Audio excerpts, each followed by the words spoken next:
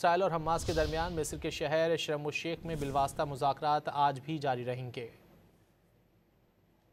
غزہ امن منصوبے پر حماس اور اسرائیل کے درمیان مذاکرات کا تیسرا مرحلہ آج ہوگا۔ مذاکرات میں آج قطری وزیر اعظم شیخ محمد بن عبد الرحمن الثانی اور امریکی ثالث بھی شامل ہوں گے۔ مذاکرات میں امریکی مندوب سٹیو وٹکوف اور امریکی صدر کے داماد جیرڈ کشنر بھی شامل ہوں گے۔ ترک انٹیلیجنس چیف ابراہیم کالن کی قیادت میں ترکی کا وفد بھی شرکت کرے گا۔ حماس رہنما خلیل الحیہ کے مطابق ڈیل پر تیار ہیں، لیکن جنگ کے خاتمے کی ضمانت درکار ہے۔ امریکہ، قطر، مصر اور ترکی کے سفارتکار ان مذاکرات میں ثالثی کر رہے ہیں۔ گزشتہ روز مصر میں حماس اور اسرائیل کے درمیان بالواسطہ امن مذاکرات کا دوسرا دن تھا۔ ٹرمپ پر امید ہے کہ ایک معاہدہ طے پا سکتا ہے۔ امریکی صدر کا غزہ کے لیے 20 نکاتی امن منصوبہ اب بھی زیر بحث ہے، تاہم فریقین کے درمیان کچھ اہم اختلافی نکات باقی ہیں۔ بی بی سی کے غزہ میں نمائندے کے مطابق تمام فریقین اب مذاکرات کے ایجنڈے پر متفق ہو چکے ہیں۔ ان 5 نکات پر مشتمل فریم ورک کے بارے میں مزید معلومات درکار ہیں، جن پر بات چیت آگے بڑھے گی۔